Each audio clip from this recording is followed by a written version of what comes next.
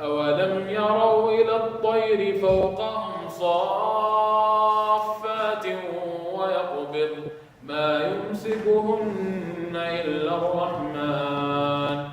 Don't they look and ponder and consider those birds who are in flocks lined up above them? Nothing holds them up except the most merciful. Right? This is an ayah. There's another ayah in a different part of the Quran that sounds similar but a little different. So Allah subhanahu wa ta'ala mentioned this in the Quran. Just read the ayah in the translation real quick. أَلَمْ يَرَوْا إِلَى الطَّيْرِ مُسَخَّرَاتٍ فِي جَوِّ السَّمَاءِ مَا يُمْسِكُهُنَّ إِلَّا اللَّهُ. So don't they look upon the birds who are constrained or held up in the middle of the sky? Nothing holds them up except Allah. Now it sounds about the same, right? It talks about birds who are stuck up in the air, and Allah subhanahu wa ta'ala is holding them up, right? Not to a scholar.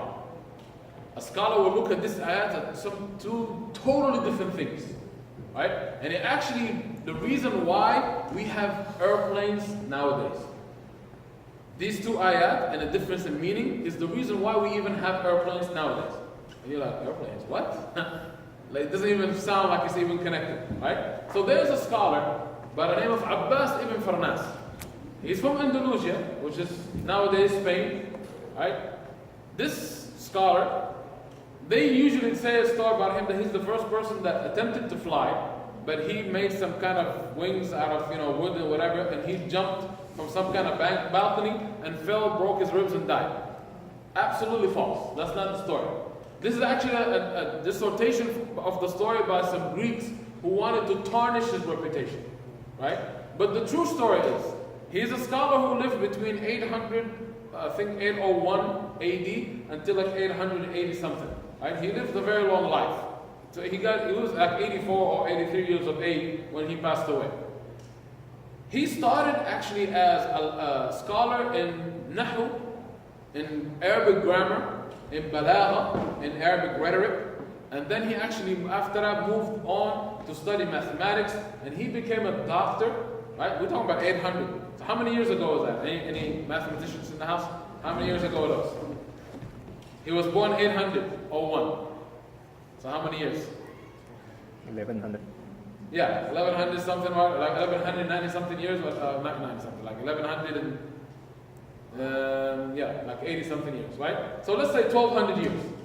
We're talking about 1,200 years ago, right? So this man, who was a scholar in Arabic language, in Arabic words, morphology and all of that, and he went on after that, and he studied math, and then went on to study and became a doctor, medical doctor, and then went on to study physics and became a physicist, and then studied astronomy, right? It's like, it sounds like most of us are like, oh, I want to study everything. Like, I want to do this, I want to do this, I want to do this. Oh, you're stuck. You have to choose this one field. You study that, and that's all you know. He studied all of these and excelled in all of these, right? So one time he's reading Surah Al-Mulk, and he read this ayah. أَوَلَمْ يَرَوْا إِلَى الطَّيْرِ فَوْقَهُمْ صَافَّاتٍ وَيَقْبِضْنَ. Like, don't they look upon the birds who are in flocks, or they flop their wings? So first of all, he's like, okay, first of all, when they're in flock, they don't flop their wings that much. But when they're out of the flock, they have to keep flapping their wings the entire time. So he's like, you know what? Looking at it from a physicist's understanding, he said, you know what? That means there's some kind of mechanism that allows them to stay up. That's number one. Number two is that in this ayah, Allah subhanahu wa ta'ala said, مَا يُمْسِكُهُنَّ إِلَّا الرَّحْمَنِ, that nothing holds them up except the most merciful.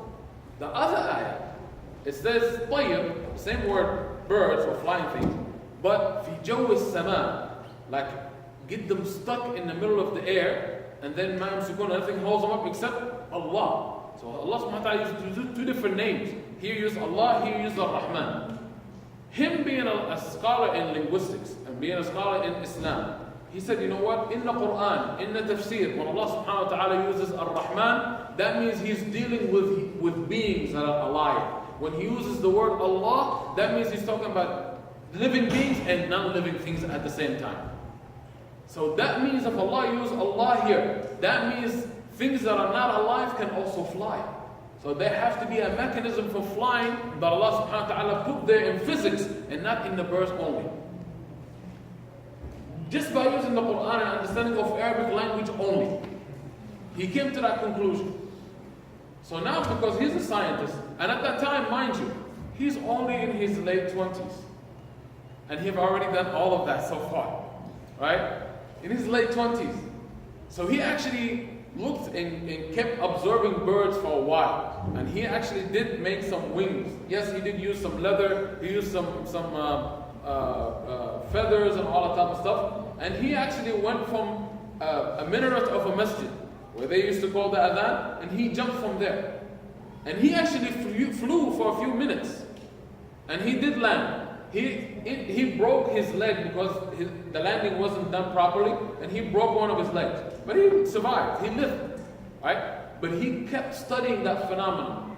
He kept trying to understand how birds fly, and almost 40 years later, when he was 65 years old, he went to a mountainous area close to where he's at, and he made a better device, and he jumped and he flew for over 10 minutes. This is the first person in human history to ever fly, right?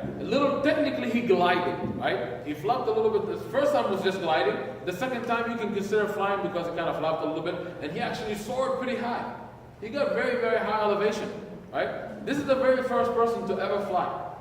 Nobody attempted that or was not successful until almost 450 years later. Another Muslim from Turkey, right? Who wanted to continue with that research or flew. And then nobody else did it until the Wright brothers, who did it here in 1911 in the US, and they made the first airplane, right? But they used that research, and that came from Surah Tabarak, subhanAllah, right? He wanted to go deeper. And this is a person who actually contributed a lot to our society. We talk about a person who lived almost 1,200 years ago, right? He influenced our travel nowadays by having planes. But not only that, if anybody of you writes, right? We use a lot of pens, ball pens, right? He's the inventor of those pens. He invented ink pens where you can just fill it up instead of keep dipping and writing, keep dipping and writing.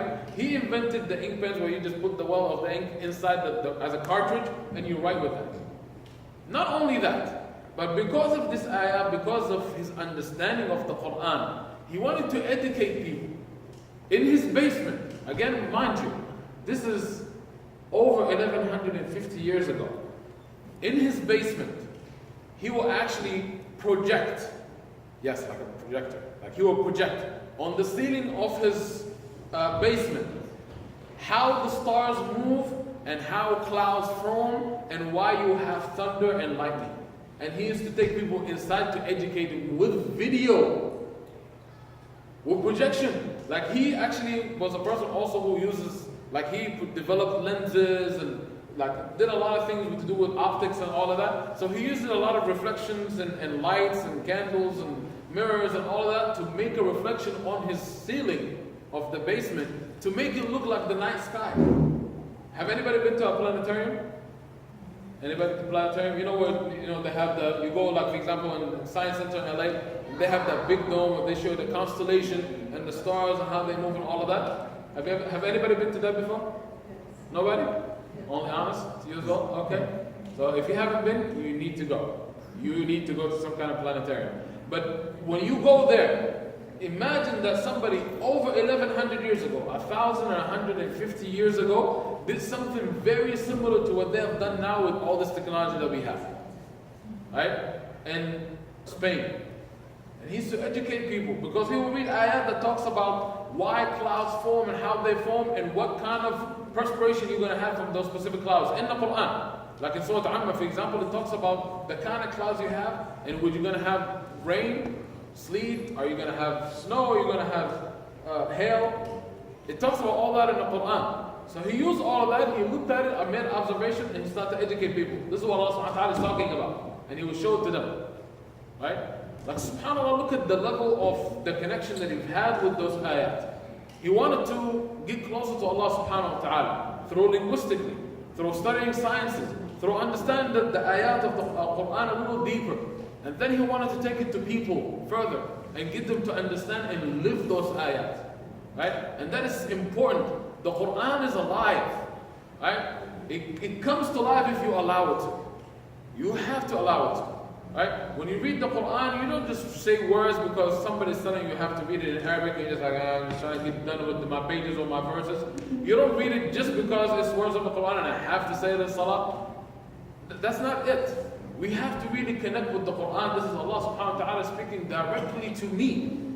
Yes, to me. Right now, at this moment, I'm reading the Quran. Allah subhanahu wa ta'ala is speaking directly to me. I have to get this message. I have to understand it. I have to connect to it.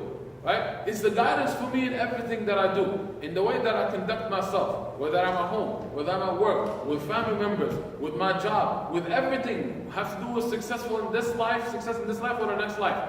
The Quran is there for that. So we have to allow it to actually be that kind of guidance for us. And if we don't, then we're doing ourselves a great disservice. So I'll stop here, inshallah. Jazakumullah khair. And I would like to actually hear from some of you, some reflections, some comments, some questions, whatever you guys have. Inshallah.